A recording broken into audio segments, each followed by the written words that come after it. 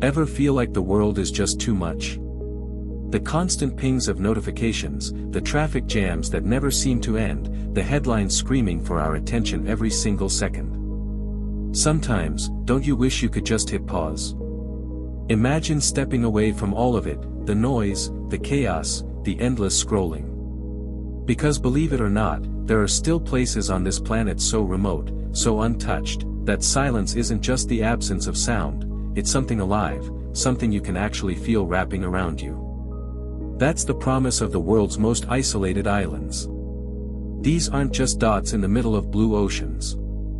They're sanctuaries, living, breathing reminders that Earth still has corners where nature writes the rules. Where the air is clean, the water is impossibly clear, and the only thing trending is the tide.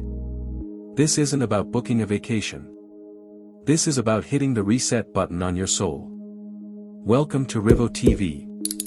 Tonight, we're setting sail to the edges of the earth. To islands so far from the noise of our world that stepping onto them feels like stepping into another timeline. These are places where silence roars, where time slows, and where the deeper meaning of solitude becomes real. Picture this, about 12 kilometers off the wild, weather-beaten coast of Ireland, jagged stone pyramids suddenly rise out of the North Atlantic. These aren't the kind of islands you just stumble across. They look impossible, almost unreal, like some ancient fortress built by giants. And yet, on the largest of these rocks stands something miraculous, a monastery, hand-built over 1,400 years ago. Stone stacked on stone, no mortar, no machines, no shortcuts. Just the determination of monks who were chasing solitude at the edge of the known world. Getting here is no easy feat. You face rough seas that toss small boats like toys, and when you finally reach the shore, hundreds of narrow, ancient steps cut into the rock lead you upward. The climb alone can feel like a test of faith. The big question isn't only why the monks came here, but how they managed to build such a place in the first place. Archaeologists are still scratching their heads. Today, the monks are gone. What's left are their quiet stone cells, now surrounded by thousands of puffins and gannets, their wings filling the air with chaos. Human devotion and raw, untamed nature collide here in a way that's almost poetic. It's a UNESCO World Heritage Site now, a place where you can feel the pulse of history and the wild Atlantic crashing all around you. But let's leave the cold Atlantic behind and dive into the warm, endless Pacific. About 220 miles off the coast of Brazil lies an island that feels like the ocean's best-kept secret. It was born of fire, volcanoes forcing their way up from the seafloor, and now, its landscape is pure drama, cliffs that drop into impossibly blue water, green hillsides, hidden beaches that look like postcards too perfect to be real. But the true magic doesn't sit on the land. It's beneath the surface. Strict protection laws mean only a few hundred visitors are allowed each day, and because of that, the ecosystem thrives in a way most of us will never see. Imagine swimming through water so clear it feels like flying, surrounded by spinner dolphins twirling beside you, turtles gliding past, reef sharks lurking in the shadows, and schools of bright fish flashing like liquid rainbows. It's like stepping into a National Geographic film, except you're not watching, you're in it. Here, the locals understand something vital: nature isn't a backdrop, it's life itself. They've built their livelihood around protecting it, through ecotourism, through sustainable fishing, through respect. And the result is a rare glimpse into a world where humans and nature aren't at odds, but partners. Still, the question lingers: what does true isolation really look like? For that, we travel to the most remote inhabited archipelago on Earth. In the middle of the South Pacific, surrounded by nothing but endless blue, lies a community so small it almost feels like a secret. Just 50 people call it home. 50. No hotels. No airport. No Starbucks or chain restaurants waiting to greet you. Just life, stripped down to its essentials. The only way to reach it? A supply ship that comes once in a while, if the seas cooperate. Life here bends to the mood of the ocean. The cliffs are rugged, battered constantly by waves. The surrounding waters are so untouched they hold some of the most pristine coral reefs left on the planet. The people here are descendants of infamous mutineers, carrying on a life most of us couldn't even imagine, one that's both fragile and enduring, shaped entirely by the sea. Now, from this ultimate solitude, let's swing back toward the North Atlantic, where things get a little surreal. Off the coast of Newfoundland, you'll find something strange, a small group of islands that are, somehow, France. Not just culturally, but literally, this is French territory, tucked right into Canada's backyard. And these islands? They live in the fog.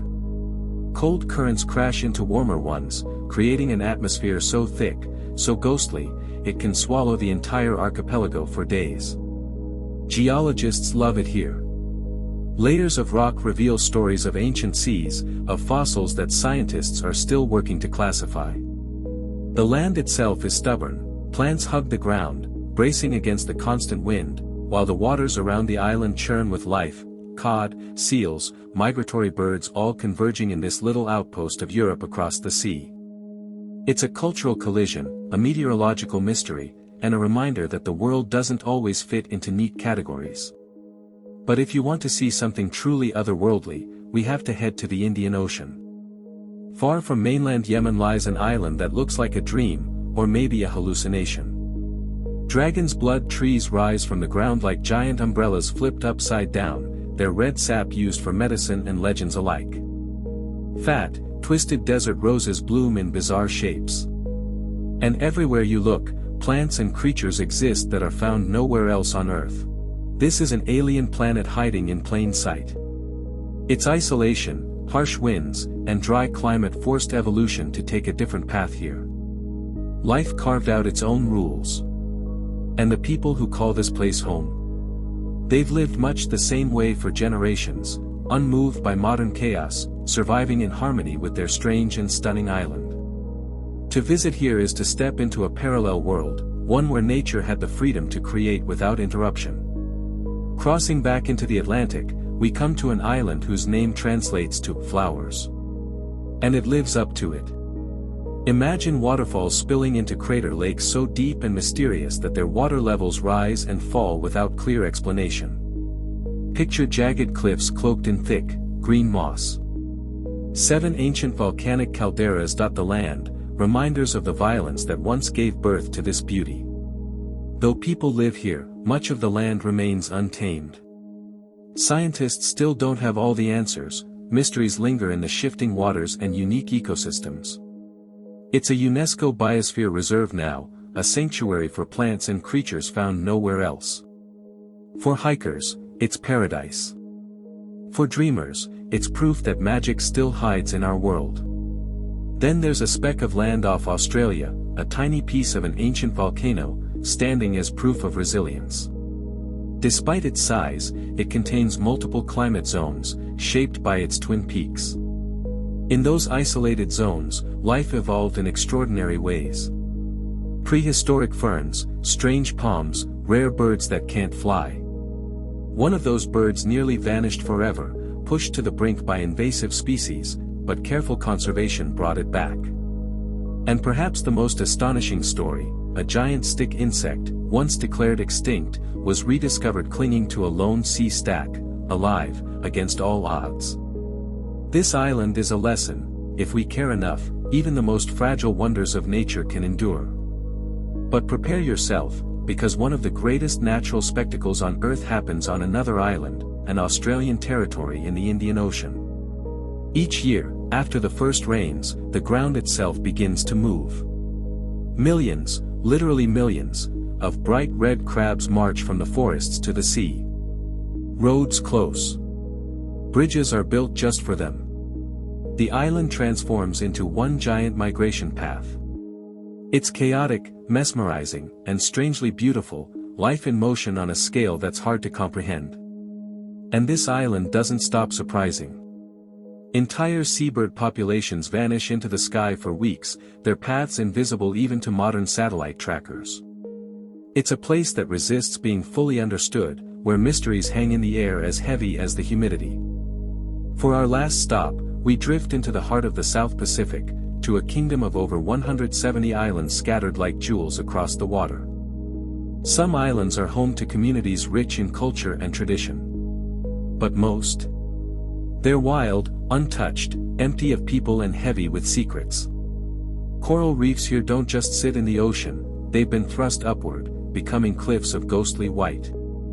Underground caves connect mysteriously to the sea. Freshwater springs bubble up in strange places with no clear source. And in the surrounding waters, humpback whales return year after year to calve in the safety of warm lagoons.